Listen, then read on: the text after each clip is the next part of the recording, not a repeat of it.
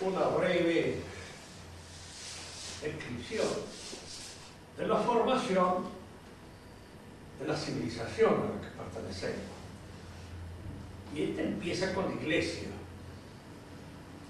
Y la Iglesia empieza con Jesucristo. De manera que la clase de hoy nos vamos a dedicar a ubicarlo históricamente a Cristo. Aquí conviene hacer una advertencia. La ubicación de un personaje histórico tiene dos dimensiones que conviene distinguir. Una de ellas es cronológica, ubicarlo en la historia. Si hay elementos, documentos, como para poder ubicarlo en un determinado tiempo de la historia. Y luego analizar lo que es muy importante, la proyección que ese personaje ha tenido. Es decir, si la historia en su consecuencia, en su sucesión, se ocupa de él. Si no hay un vacío histórico o algo que al contrario, podríamos hablar de un lleno histórico a partir de un cierto personaje. Hubo una época en que estuvo de moda entre pensadores de Occidente el poner en duda la existencia de ciertos personajes históricos. Se dudaba de la existencia de Sócrates, y hubo un tratadista, Diprel, que de una manera bastante erudita trató de probar que Sócrates era simplemente una especie de personaje literario que había sido inventado por Jenofonte, por Platón y por otros historiadores y escritores como una suerte de alter ego, tomado como un elemento para decir: yo a través de este personaje ficticio digo todo lo que se me da la gana acerca de un montón de cosas que hacían a la historia de Atenas. Pero es indudable que el personaje tiene una proyección histórica que no puede ser diluida de ninguna manera en esa referencia puramente literaria. No está solamente en los escritos de Platón, o en los escritos de Jenofonte, o en otros escritos. También se ocuparon de él los comediógrafos de la época, y algunos otros escritores que hacían referencia a la personalidad y a la presencia de él. Además, digamos así, toda la filosofía se divide en presocrática y postsocrática. Es decir, hay acá un elemento que hace imposible eludirlo y convertirlo puro y simplemente en una suerte de mito creado por la literatura. Yo voy a leer aquí dos cositas cortas. No me gusta leer en las charlas porque aburre, pero esto es corto. Una de ellas es escrita por un inglés, Durkheim, aunque yo estoy manejando una traducción al francés, pero es un inglés que se llama Detrás del Evangelio. Esto Detrás del Evangelio es un libro interesante. Entre los estudios que realiza es precisamente todos aquellos que se refieren a los documentos auténticos que existen, tanto cristianos como no cristianos, con respecto a la persona de Cristo. Y el otro es el libro, probablemente no es un católico el que lo escribe, pero es un hombre bien dispuesto a la aceptación de la personalidad misteriosa de Cristo. Y el otro está escrito por un católico italiano, Hipótesis su Gesù, de Vittorio Messori. De Vittorio Messori leeré un párrafo que es interesante porque resulta que es así.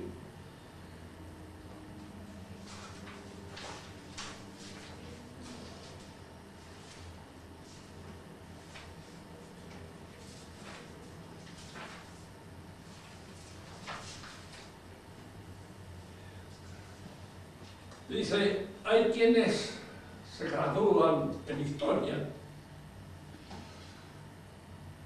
sin haber ni deflorado el problema de la existencia de ese oscuro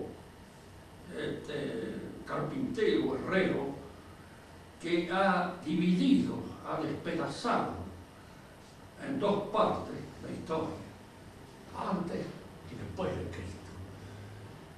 Sucede eso, que efectivamente en la universidad casi ni se habla de Cristo. Y hay gente que acá mismo se gradúa en historia sin haber ni siquiera intentado echar una ojeada al problema histórico de la existencia de Cristo.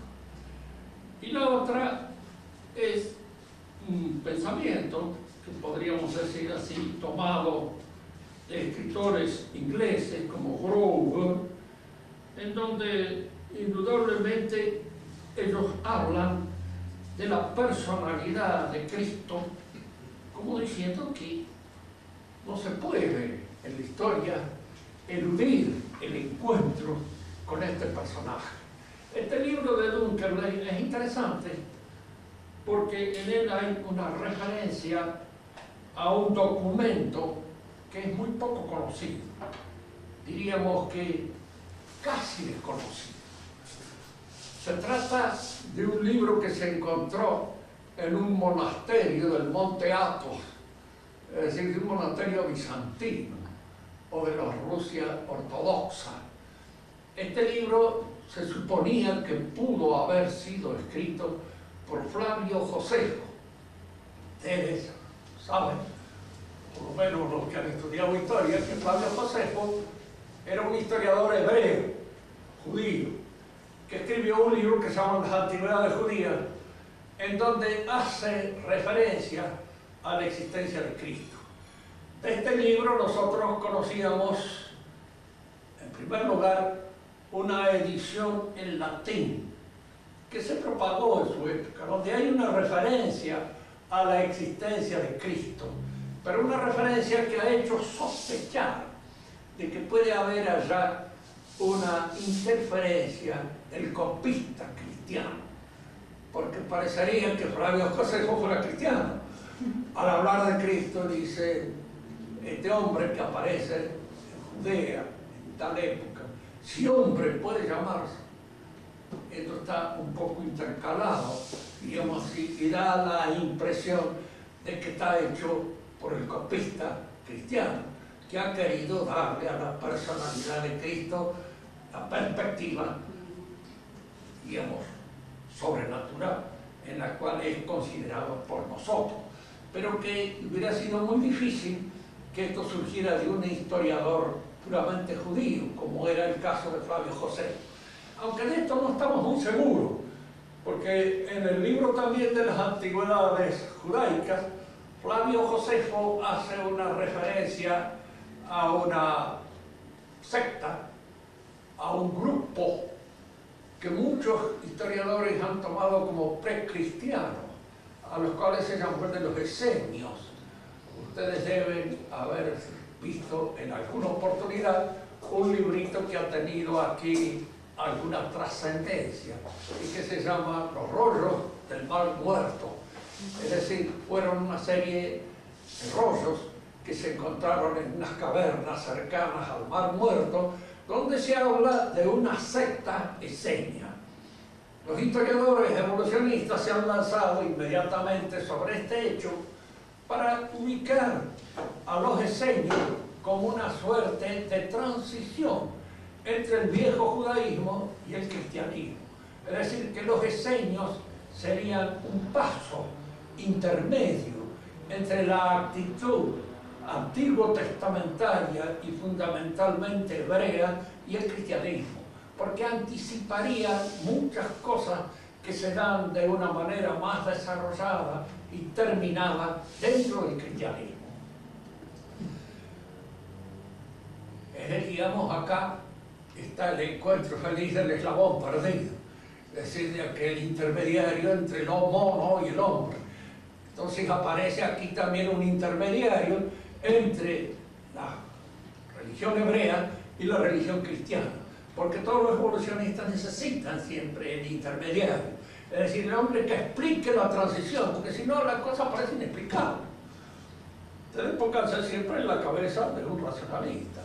Esta aparición de que Cristo de repente cambia absolutamente la actitud religiosa del mundo judío al cual él pertenece, la transforma y la coloca dentro de una perspectiva absolutamente inédita en el mundo antiguo testamentario. ¿Quién es este personaje? Hebreo no parece. ¿Por qué? Porque si hubiera sido hebreo, hubiera respetado toda la tradición hebrea y de alguna manera hubiera sido un continuador del hebraísmo. Tampoco parece que no es pagano. ¿Qué es? ¿De dónde surge? Para el racionalista aquí la interpretación resulta difícil. Decir que era el Mesías, decir que era Dios, eso ya no lo puede decir un racionalista.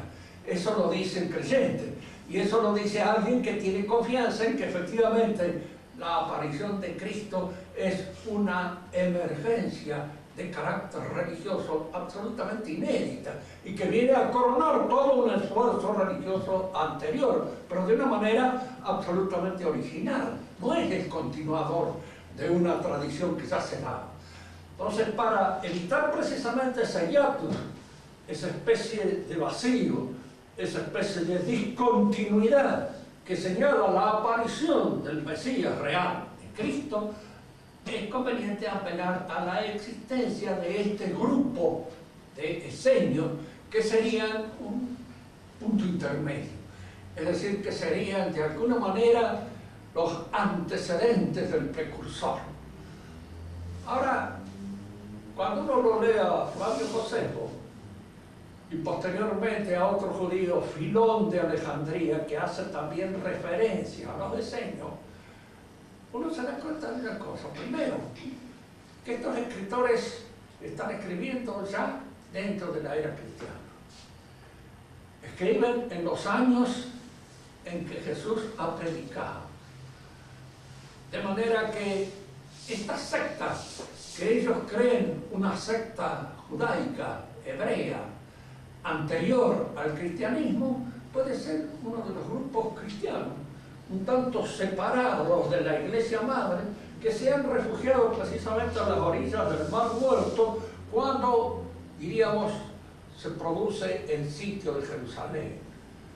Y al producirse el sitio de Jerusalén, ellos rehuyen este encuentro con los romanos y se refugian en este desierto, en esta situación, porque muchas de las referencias que aparecen en los rollos del Mar Muerto, yo los he leído en traducciones al inglés y en traducciones al francés, muchas de las referencias son referencias hechas a ese que llaman ellos el maestro de justicia, es Cristo mismo.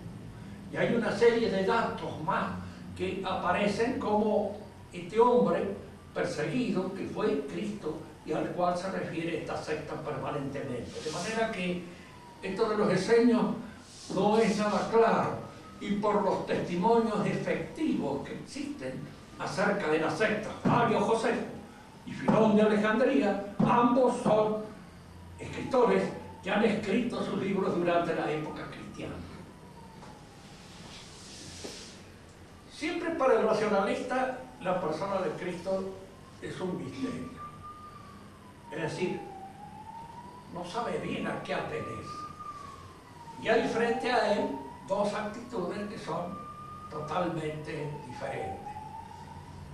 Cristo puede ser un mito.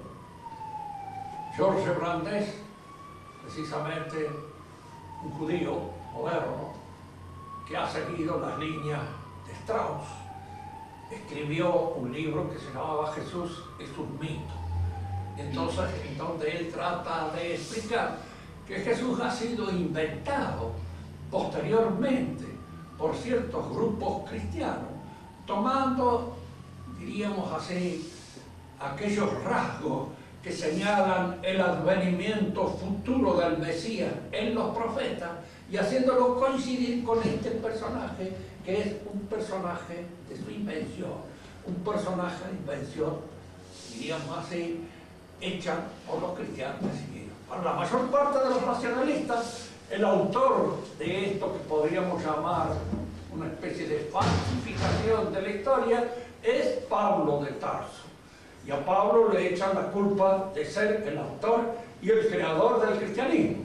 De manera que en realidad nosotros no seríamos cristianos sino paulinos, y de alguna manera estaríamos siguiendo las indicaciones de Pablo. Diríamos, en primer lugar, conviene rebatir la posibilidad de que sea un mito. En primer lugar, porque los mitos, en su consideración estricta, cuando uno los examina bien, hacen referencia siempre a personajes que no son ubicados históricamente. ¿A qué tiempo pertenece Hércules? ¿A qué tiempo pertenece Dioniso? ¿A qué tiempo pertenecen todos estos personajes del mito? Es imposible señalar, porque no tienen ubicación histórica. No es preciso, no es posible señalar con precisión su ubicación cronológica. Y en el caso de Cristo, sí. En el caso de Cristo, pensemos nosotros que si bien el nacimiento de Cristo no coincide con el año 1 de nuestra era, porque no es precisamente en el año 1 de nuestra época cuando ha nacido Él. ¿Y de dónde sacamos nosotros esta seguridad de que no es el año 1? Del mismo Evangelio. En el Evangelio está señalado así de que todavía vivía Herodes cuando Cristo nace. Y es Herodes el que convoca precisamente a sus milicias para asesinar a todos los niños que habían nacido en esa época. Y Herodes, sabemos con precisión, con toda seguridad, que murió en el año 4 antes de Cristo. De manera que Cristo nació antes del año 4, o entre el 5, el 6 o el 7. Hoy, entre los mismos autores cristianos, esto está perfectamente aceptado. Es decir, es una cosa convenida de que así es. Y si nosotros leemos a veces en los profetas, sobre todo es en la profecía de Daniel, donde hay una parte en que está referida a la época en que va a aparecer Cristo. Tomando bien el tiempo en que el profeta Daniel ejerce su función de profeta y señalando el lugar en que él determina la aparición de Cristo y el año en que la determina, está hecho con toda precisión, casi en los años anteriores, un poco anteriores, a la época en que efectivamente se da el nacimiento de Cristo.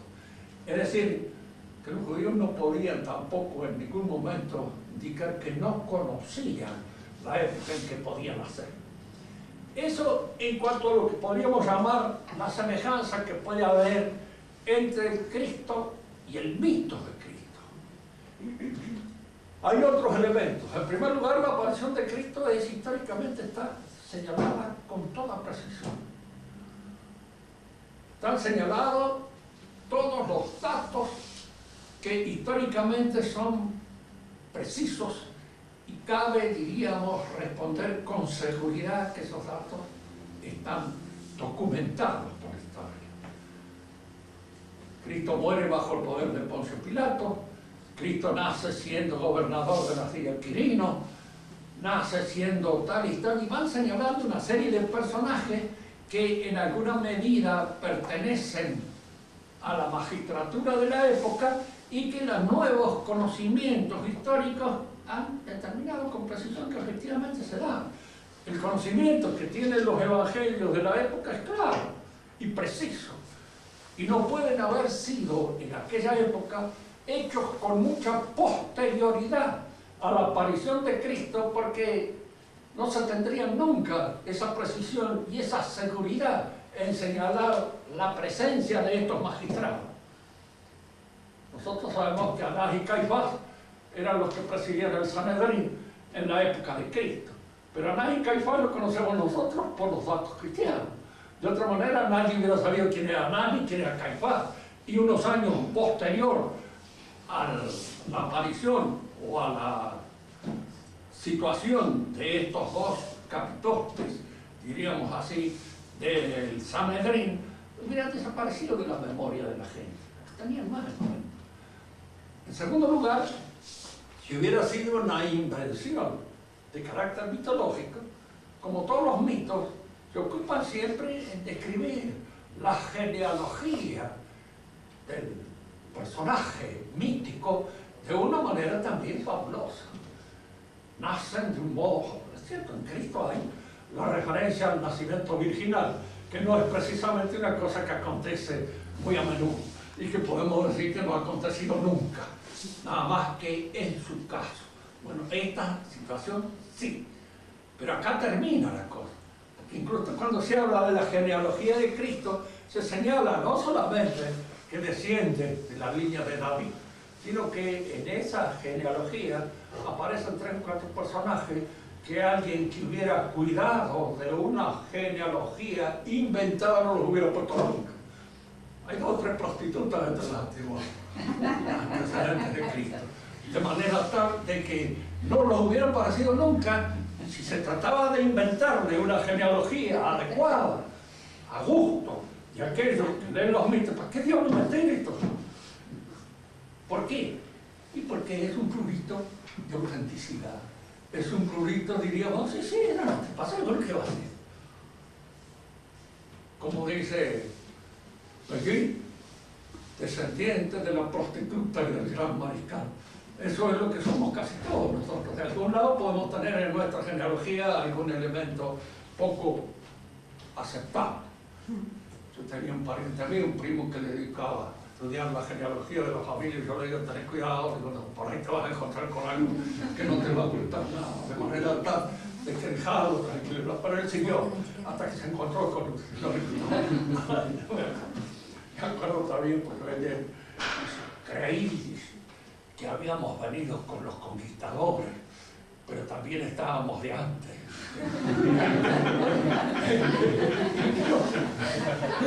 Pero lógico, si los conquistadores vinieron los varones, nada más. No de manera tal de que mujeres tienen que haber echado mano acá en el país. Y aparte el pan, buenas son tortas. De manera tal de que no importa, digo, esos son antecedentes que están perfectamente admisibles. Pero en el caso de Cristo, diríamos así, el que inventó su genealogía no se ocupó mucho por blanquear el capital, sino que lo hizo con toda seguridad. Esta es la línea de su ascendencia. Y en la línea de su ascendencia está el rey David y está Rahab, una de las prostitutas más conocidas, diríamos así, del ambiente en aquella época del Antiguo Testamento. Cristo es pues un personaje histórico que puede ser ubicado históricamente con toda precisión. Entra en la historia en una fecha precisada, con toda seguridad, por los mejores métodos, diríamos así, de la documentación histórica. ¿Cuáles son los elementos en donde nosotros podemos encontrar? Porque es indudable que en los evangelios el hombre racionalista desconfía de ello. ¿Por qué? Porque así se presenta un personaje que el racionalista no entiende. No logra comprenderlo bien. No logra comprenderlo racionalmente. Si uno quisiera entender racionalmente el Cristo, diría, ¿qué era? Un filósofo no era. Un escritor no era, no ha dejado nada, ni huellas de escritos de él. Un moralista. Está por ahí nomás. ¿Por qué? Y porque hay una serie de cosas que nos explican la función de un hombre moralista. Entonces se ha visto que en un momento determinado era una mujer que era conocida por su vida un poco aislada dentro de Jerusalén en aquella época. Él la hace entrar en la casa de un señor muy correcto que lo había invitado a comer, cosa que generalmente uno no hace. Llevar a una chica a la casa de un amigo que lo invitaba a uno a comer, parece una cosa desagradable. Con todo él, ¿por qué lo podía hacer? Es decir, si lo hiciera yo, se supondría la lengua que estaría haciendo mofa de la honestidad de la casa de mi amigo. Estoy diciendo que honestidad, que pito, te traigo cualquier cosa, que no son tan torrante igual que partido de y ha sido una burla, y una burla cruel. En él no es una burla, pero no puede eso ser tomado, diríamos así, por nosotros como un modelo. No podemos hacer una cosa de esa. Hay el caso de la mujer que ha pecado contra su marido, de la adúltera, a la cual él parece así, el marido está a los gritos, quieren de alguna manera apedrearla, como era costumbre entre los judíos hacerlo por ese pecado, y él aparece allá, calma, todo, dice que se encuentra libre del pecado, tírele la primera piedra. Todo el mundo se siente observado hasta adentro, porque hay algo allá que no lo puede hacer cualquier hombre. Uno no lo podría hacer.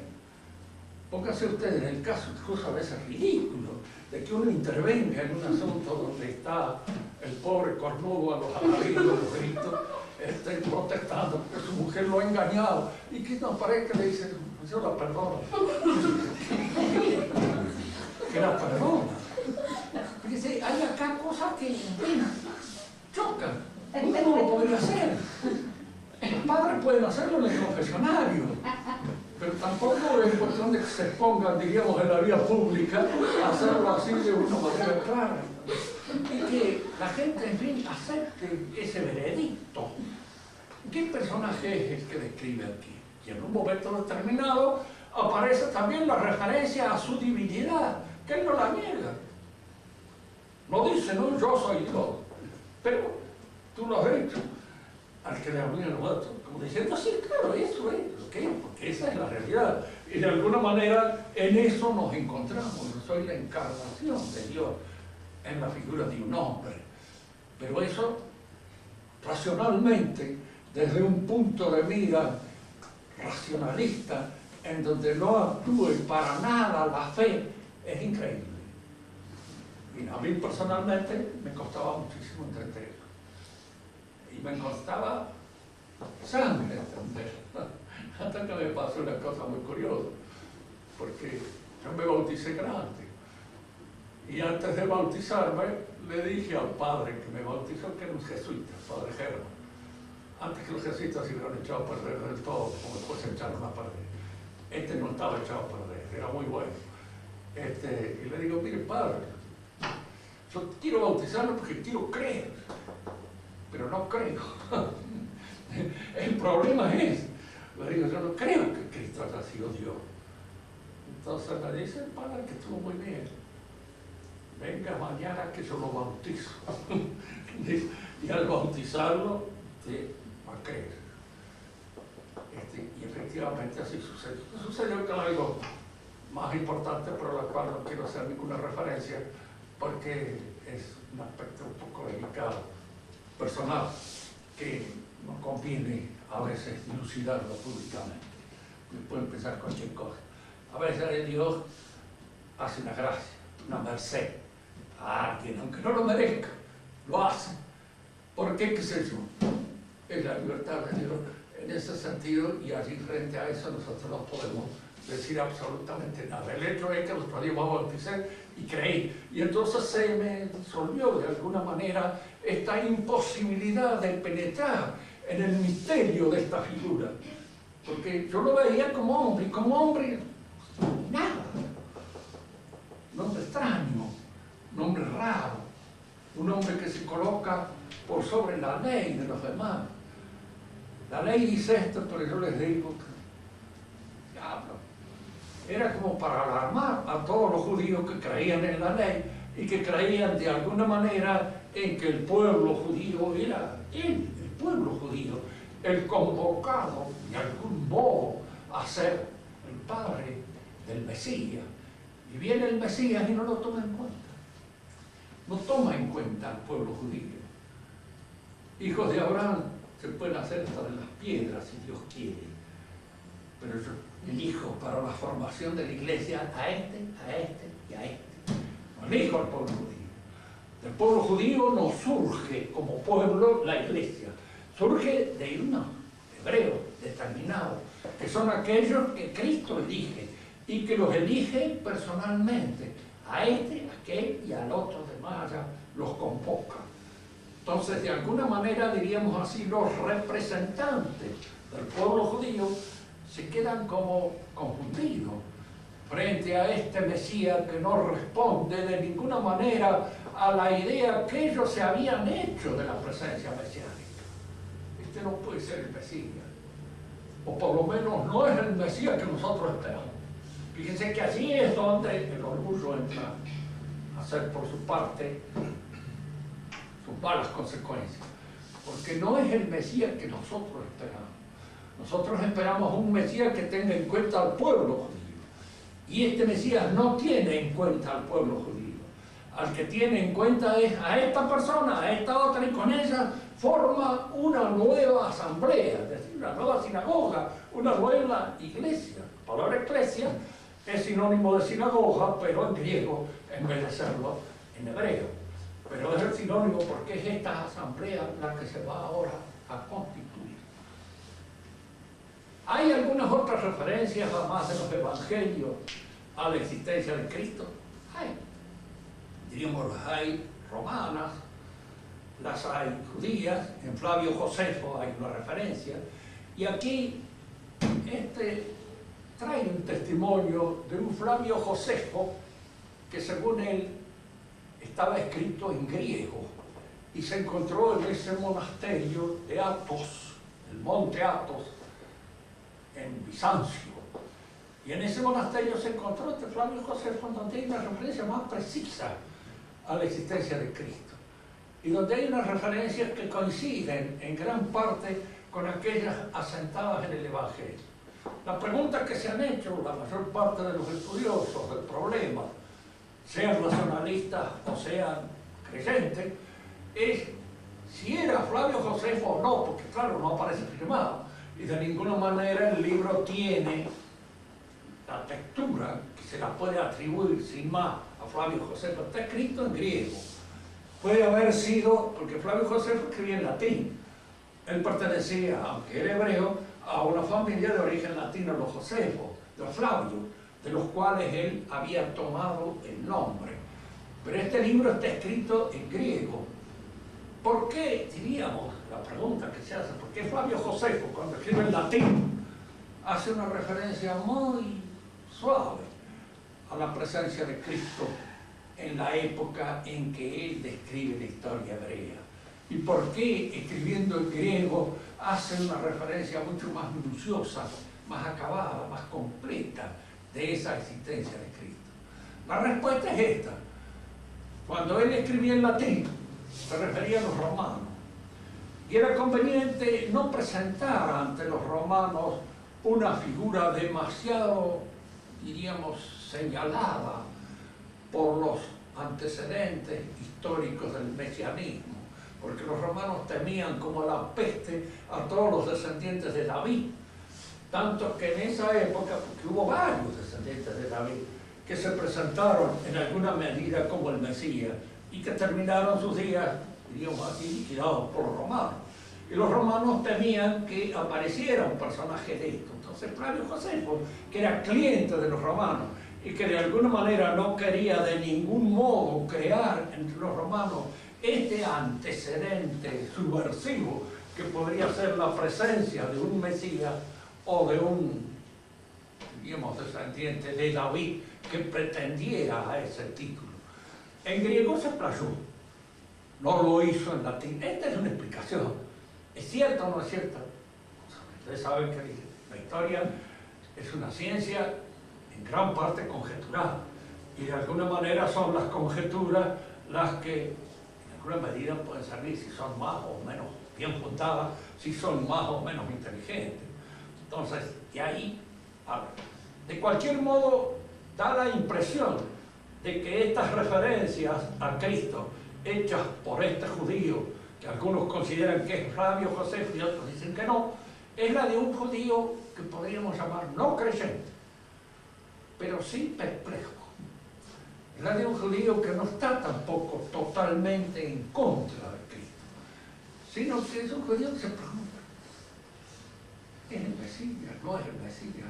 ¿Quién es este hombre que apareció en esta época, que hizo una serie de cosas bastante extrañas, que de alguna manera llamó la atención de muchísima gente que lo siguió, que se hizo matar por él, que continuó, diríamos así, su prédica dentro de esto que fue la iglesia cristiana? ¿Quién era?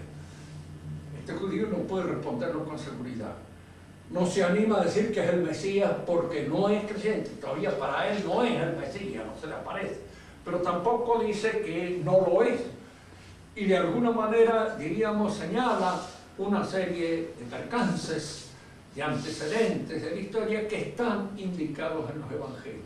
Por eso el libro provocó en su época, acá tiene una facha bastante deplorable, pobre, pero supongamos que tenga una edición un poco mejor que esta y que hubiera impresionado mejor la vista de la mayor parte de ustedes observándolo.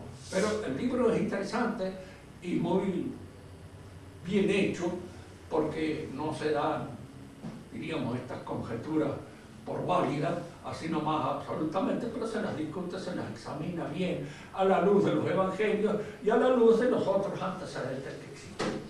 Los evangelios, nosotros sabemos, son 4 los canónicos, pero junto a los 4 evangelios canónicos están las cartas de San Pablo. Y las cartas de San Pablo son cartas que se han escrito, dirían, durante la época de Cristo. ¿Quién era Pablo?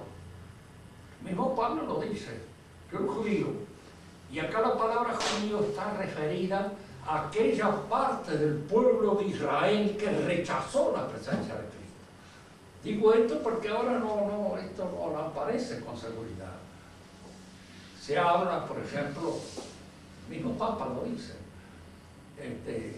los judíos actuales no son culpables de la muerte de Cristo. ¿No? Es cierto, no son culpables inmediatos de la muerte de Cristo. Pero cuando yo acepto una tradición, la acepto con todas sus consecuencias. Si yo acepto la tradición judaica, soy hebreo, yo me pongo en la línea de los que rechazan el mesianismo de Cristo. Si yo soy francés y acepto la tradición republicana, pues yo me hago cargo incluso de la muerte de Luis XVI y de María Antonieta, y la hago mía. Su sangre cae sobre mí porque yo en este momento estoy de alguna manera en la línea de los que derramaron su sangre. Y aquellos que ofrecieron esa inmolación al mundo. Acepto. Y la hago mía. Si no, ¿qué hago? Diríamos así, está bien. El judío que es formado en una familia sin informarse de ningún foro, de ninguna manera, y que forma parte de ella, pero con posterioridad, cuando él comprende la historia, cuando él la observa, y cuando él sabe por qué es judío, cuál es la razón de ser judío, si es que el judío conoce, les diré que yo tengo mis dudas, porque muchos de ellos, a través de las confidencias que uno puede leer en libros importantes, no saben por qué son judíos. Simone Weil, que era judía, que fue perseguida por judía en la Universidad de Francia y que tuvo una visión de Cristo una vez en la iglesia. Pues es un personaje muy interesante. Ella tenía formación filosófica y dice, ¿cuál es la culpa que a mí se me echa como judío? Racialmente me parece absurdo. La religión de ellos no la acepto. El labi de ellos no forman parte de mí mismo. La riqueza que manejan ellos para hacer su propaganda no cae sobre mí en ningún modo, soy pobre como un gato. De manera tal de cuál es en mí la condición judía. Yo nunca lo pude resolver el problema. Y creo que la mayor parte de aquellos que yo he consultado para observar qué es lo que el judío cree que es el judío, no pueden responder muy bien claramente a esta pregunta. No saben de todo quién. Saben que son, y de alguna manera, diríamos así, hay un lobby que vigila la posibilidad de que exista una adhesión permanente por parte de todos los judíos a ese lobby. ¿Por qué? Porque son la fuerza. En Francia, durante el siglo pasado, la época famosa del asunto Dreyfus, la mayor parte de los judíos franceses se estaban afrancesando. Estaban siendo franceses. Y había que evitar que se hicieran franceses. Porque si se hacían franceses, dejaban de ser judíos. Y al dejar de ser judíos, dejaban de sumarse a las fuerzas que en ese momento estaban interesadas en la fundación del sionismo. De manera tal que se le escapaba. Al asunto de Dreyfus lo manejaron ellos, con el objeto de dividir a Francia en dos partes, crear allí una guerra civil en la cual militaron todos los judíos por Dreyfus y los nacionalistas contra Dreyfus, y por el ejército y la iglesia. Digamos así, yo no sabría decirle si Dreyfus fue o no culpable. Hay muchos franceses que dicen que sí, y hay otros que dicen que no. Y los tribunales que lo juzgaron dijeron que sí, siempre. 2, 3 veces, 4 veces lo llamaron, de manera que el presidente de la República tuvo que amnistiarlo. Y esta amnistía vino por la presión de los grupos judíos a los cuales pertenecía el clan de los Dreyfus. Con esto queremos decir simplemente esto. Fueron hebreos los que formaron la Iglesia Católica. Y fueron, desde ese momento empezaron a llamarse judíos los hebreos que rechazaron el cristianismo y que rechazaron la presencia de Cristo. Ahora, hay antecedentes de cristianos sobre la presencia, sobre la personalidad de Cristo, como son los evangelios. Ahora, los evangelios no son una biografía en el sentido moderno del término, porque allí lo que interesa es fundamentalmente destacar lo que aparece más importante del misterio religioso de la personalidad de Cristo. Porque es ese misterio el que la Iglesia toma y de alguna manera es a partir de ese misterio en que la Iglesia se funda. Ahora, si nosotros, ubicado el problema cronológico de la existencia de Cristo, nos preguntamos por su proyección. Como decía un escritor francés, bórrese del mapa de Europa todo lo que ha hecho el cristianismo y voy a ver qué es lo que quiere. Y fíjese, no es solamente cosas que tienen una importancia pura y exclusivamente religiosa. Está la importancia religiosa, pero está toda una sabiduría que se forma en torno a la proyección de Cristo. Toda la teología cristiana, con todos los monumentos de esta reflexión tenida durante siglos, es causada por la presencia de Cristo. Hay una política cristiana, hay toda una política que sería incomprensible y absolutamente imposible de entender sin la proyección de Cristo. Hay toda una economía y todo, de alguna manera, una preocupación de carácter económico y caritativo que sin la presencia de Cristo sería imposible comprender. Está el arte gótico, el arte románico, todas esas manifestaciones extraordinarias del arte que son de algún modo la proyección de esta presencia inspiradora que es Cristo. Si nosotros sacamos a Cristo de la historia de nuestra civilización, no queda nada.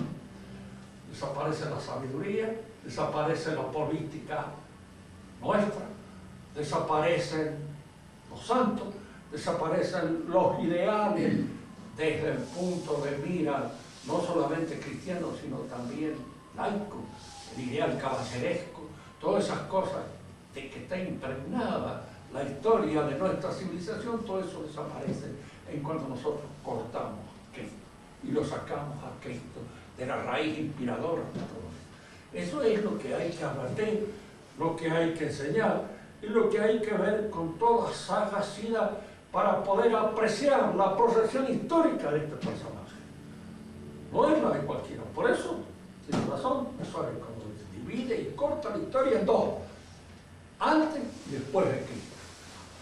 Yo diría más, todo lo que surge de la historia nuestra, incluso aquellas cosas que niegan el cristianismo y que aparecen como su oposición, su contradicción, son cosas que están inspiradas en el cristianismo. Decía Ortega, sé que por ahí la pegaba de vez en cuando, como la escopeta de munición, le tira muchos tiros y algunos de ellos dan en el blanco. Decía, nadie puede ser anti-Pedro si no existe Pedro. De alguna manera es Pedro el que está inspirando la idea del anti-Pedro. Pero acá hay algo más que eso, algo más en este sentido. Todo el proceso revolucionario es un proceso de laicización, de profanación, de conversión naturalista de las ideas cristianas. Sin las ideas cristianas, la revolución es ininteligible. ¿Se dio en otra civilización algo parecido? ¿Y por qué no se dio en otra civilización, se dio en la nuestra? Porque está ahí, en el cristianismo. En el cristianismo están no solamente las potencias, las virtualidades de todo aquello que constituye lo más perfecto de la vida cristiana, sino que también están las virtualidades de la negación, de las herejías que surgen del mundo cristiano. Y hemos hecho una comparación en otra oportunidad que conviene hacerla acá. Los hebreos erraron por causa precisamente de aquello por lo cual Dios los eligió. Debía ser padre de un pueblo inconmensurable. Vas a ser el padre del pueblo del cual van a ser el redentor del mundo. El pueblo hebreo tiene, diríamos, la fuerza en este sentido nacional de su nacimiento, de lo que él es. Por eso es fundamentalmente un nacionalista hebreo, en el sentido cabal. Cuando el Mesías viene y no toma en consideración a los hebreos como pueblo, los hebreos lo rechazan. ¿Y cómo se forma la iglesia cristiana? Por la elección personal, por la convocación de una persona, de esta persona que es elegida. Ahora fíjense bien ustedes, precisamente en esto que constituye la fuerza del cristianismo, en esta realización y perfección de la personalidad hasta la santidad que constituye la fuerza del cristianismo, esto mismo constituye la piedra de la discordia. Porque usted exagera este aspecto, el valor de la personalidad, lo hipertrofia y usted tiene todas las herejías modernas. El protestantismo nace de una interpretación personal que yo tengo de la Escritura. El libro santo lo interpreto yo. Para el católico lo interpreta la Iglesia. Y de alguna manera es a través de la interpretación de la Iglesia como yo llego a la sapiencia y al corazón de lo que es el catolicismo. En el protestantismo cada uno es un intérprete único, exclusivo de. Es la idea personal del cristianismo aquí exasperada, exagerada, corrompida, llevada, diríamos, a una eclosión enfermiza de estas realidades. Y si nosotros partimos, seguimos, porque el protestantismo tiene sus consecuencias. La consecuencia del protestantismo es el liberalismo. El liberalismo nace del protestantismo. Entre nosotros no se proyectó el protestantismo como tal, pero sí el liberalismo. Entró en nuestras costumbres, entró en nuestro pensamiento, entró en nuestra manera de ver las cosas. Y aquí es donde nosotros podemos decir, siguiendo, esa será tu manera de ver, pero yo miro de otra manera.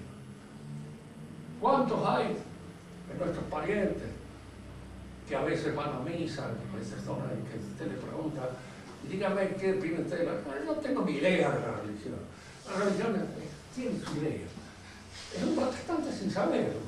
Y este protestantismo, ¿cómo ha entrado entre nosotros? A través del liberalismo. Porque el liberalismo es eso. Y en la actualidad ha entrado este liberalismo en la iglesia. Está en la iglesia, pero abierta y confesadamente. No es que uno le atribuyamos a las actuales autoridades de la iglesia de que pueden ser protestantes, de que pueden caer. No, no pueden caer ni pueden ser, son.